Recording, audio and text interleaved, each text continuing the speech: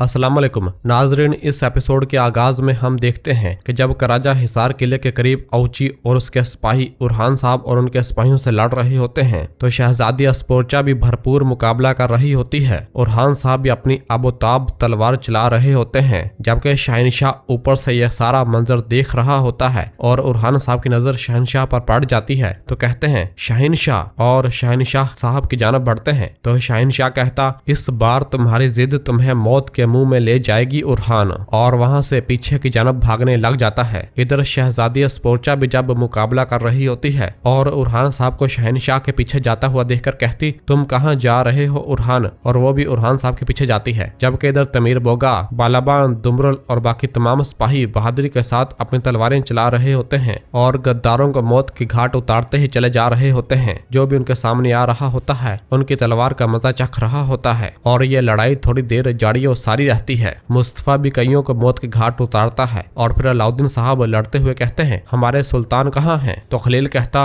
वो गद्दार के पीछे गए हैं। और फिर इधर औची जब लड़ रहा होता है तो अलाउद्दीन से कहता, तुम कहाँ जा रहे हो अलाउद्दीन, सिपाहियों इसे रोको। तो उसके सिपाही अलाउद्दीन साहब के सामने आ जाते हैं। अलाउद्दीन साहब कहते, औची तुम गद्दार कुत्ते, अब इंतकाम लेने का वक्त है, आओ। और उन सिपाहियों पर हल्ला बोल देते हैं और एक साथ दोनों से लड़ने लग जाते हैं। इधर शामिल भी अपनी तलवार चलाता ही चला जा रहा होता है और जो भी उसके सामने आ रहा होता है गाजर मूली की तरह कटता ही चला जा रहा होता है। और फिर शामिल अल्लाह अकबर का नारा बुलंद करता है, जबकि इधर शहनशाह आगे आगे भाग रहा होता है, जबकि उरहान साहब उसके पीछे पीछे आ रहे होते हैं। और एक जगह पहुंचने के बाद उरहान साहब कहते शहनशाह, और शहनशाह भी रुक जाता है और पीछे पलट कर उरहान साहब को देखता है। उरहान साहब शहनशाह के पास आते हैं और कहते हैं, मुझे लगा कि तुम मेरे बाबा के साथ ही हो। मैंने अपनी रोटी तुम्हारे साथ बांटी, मैंने तुम्हें अपनी मेज पर जगह दी, मैंने अपनी बहन तुम्हारे बेटे को दी, तुमने मुझे धोखा क्यों दिया? हाँ? तो शहनशाह कहता, मैंने तुमसे कहा था कि रुक जाओ, मैंने तुमसे कहा था, मैंने तुम्हें आहिस्ता होने को कहा, लेकिन तुम अपनी लालच में अंधे हो गए। तुम्हें इस बात की भी परवाह नहीं थी कि तुम कितने कमजोर हो और दूसरी तमाम बेलक के खिलाफ खड़े हो गए। तुमने रियासत को पाताल के किनारे तक पहुंचा दिया है। तो उरहान साहब गुस्से से कहते, और तुम्हें लगता है कि तुम मेरी रियासत को बचाओगे? हाँ? क्या तुम मुझे धोखा देकर मेरा तख्त छीन लोगे? हाँ? तो शहनशाह कहता है, हाँ मैं करूंगा, और अपनी तलवार निकाल लेता है। कितने में ही शहजादी अस्पोर्चा भी भागती भागती वहां पहुंच जाती है। शहनशाह कहता है, मैं यकीनन करूंगा, मैं रियासत को तुम्हारी इस मुतकबराना जहनियत से बचाऊंगा जो समझती है कि सल्तनत पूरी दुनिया के खिलाफ खड़ी है। उरहान साहब कहते, जब मैदान जंग में मेरे सिपाहियों का खून बहाया जा रहा था, क्या तुम रियासत के बारे में सोच रहे थे? मेरे शहीदों का खून है तुम्हारे हाथों पर, क्या तुम समझते हो कि तुम सुल्तान बन सकते हो? शहनशाह कहता, अगर मैंने तुम्हें ना रोका होता तो तुम्हारी लालच की वजह से इनमें से हजारों सिपाही मर चुके होते, लेकिन ये खत्म हो चुका है। अब खत्म हो गया उरहान, तुम्हारे गरूर के साथ तुम्हारी हुकूमत भी खत्म हो गई। और फिर अपने सिपाहियों को पुकारता है तो चारों तरफ से उसके सिपाही बाहर निकल आते हैं और उरहान साहब और शहजादी अस्पोर्चा को चारों अतराफ से घेर लेते हैं। उन सब को देखकर शहजादी अस्पोर्चा कहती, ये बहुत ज्यादा है उरहान। उरहान साहब कहते, तुम में इतनी हिम्मत भी नहीं कि एक मर्द की तरह मेरा सामना कर सको, लेकिन मत भूलना ये सिपाही जिन्हें तुम धोखा देकर यहाँ लाए थे तुम्हें नहीं बचाएंगे। और फिर अस्पोर्चा चारों अतराफ देखती है और कहती है, उरहान हम इनके खिलाफ नहीं लड़ सकते। और फिर उरहान साहब शहनशाह से कहते, बात यहीं खत्म नहीं होगी। और अस्पोर्चा का हाथ पकड़ते हैं और कहते हैं, मेरे साथ चलो। और एक जानब भागते हैं और अपने सामने आने वाले सिपाहियों को मौत के घाट उतारते हैं और एक जानब भागना शुरू कर देते हैं। शहजादी अस्पोर्चा और उरहान साहब आगे आगे भाग रहे होते हैं। शहनशाह के सिपाही उनके पीछे लगे होते हैं। शहनशाह कहता, बगैर किसी मुश्किल के इसकी जिंदगी का खात्मा करो, और वो भी उनके पीछे जाता है।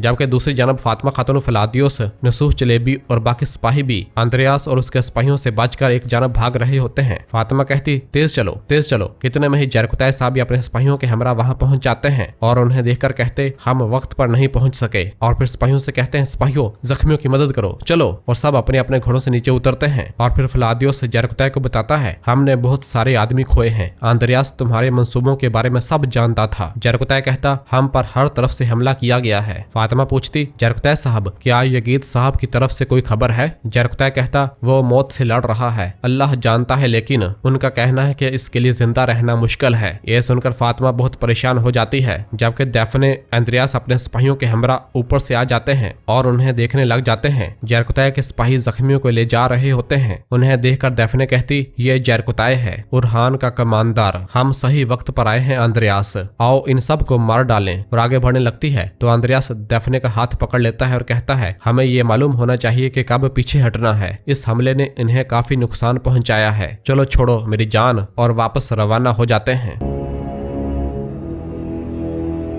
जबकि दूसरी जानब सुल्तान उरहान और शहजादी अस्पोर्चा मुसलसल आगे आगे भाग रहे होते हैं। एक जगह पर शहजादी गिर जाती है, उरहान साहब फौरन उसे उठाते हैं और आगे की जानब भागते हैं, जबकि शहनशाह के सिपाही जंगली कुत्तों की तरह उनके पीछे लगे हुए होते हैं। आगे भागते भागते वो दरिया के साहल तक आ पहुंचते हैं और आगे जाने का रास्ता बंद हो जाता है, जबकि शहनशाह के सिपाही पीछे से आ जाते हैं और उनके करीब पहुंच जाते हैं। शहनशाह कहता, भागो उरहान भागो, तुम अपनी मौत की तरफ भाग रहे हो। उरहान साहब दरिया की जानब देखते हैं जो कि नीचे खाई में होता है, और फिर शहनशाह की जानब देखते हैं और कहते हैं, बदमाशों का एक गिरोह, तो तुम हमें चट्टान के किनारे ले आई। हाँ, शहनशाह कहता, तुम दोनों के पास भागने के लिए कोई जगह नहीं है। उरहान साहब कहते, मैं यहाँ से निकल जाऊंगा, लेकिन तुम गाफिल सोचो मेरी गिरफ्त से कैसे बचोगे। शहनशाह कहता, अपनी तलवारें छोड़ दो। और फिर शहजादी परेशान होते हुए कहती, उरहान हम फंस गए हैं, अब हम क्या करने वाले हैं। उरहान साहब दरिया की जानब देखते हैं और कहते हैं, हम देखेंगे कि क्या ये गिदड़ जो अकाब के परों को तोड़ने की कोशिश कर रहे हैं वो उड़ सकते हैं। तो शहजादी कहती, क्या कह रहे हो। उरहान साहब कहते, मैं कहता हूँ एक बार मुझ पर भरोसा करो। और उरहान साहब शहजादी का हाथ पकड़कर नीचे की जानब छलांग लगाने लगते हैं। शहजादी कहती, नहीं नहीं उरहान नहीं, और वो दोनों दरिया में कूद पड़ते हैं। ये देखकर शहनशाह भी दंग रह जाता है और भागता हुआ आगे आता है और दरिया में देखता है, जहाँ उरहान साहब और शहजादी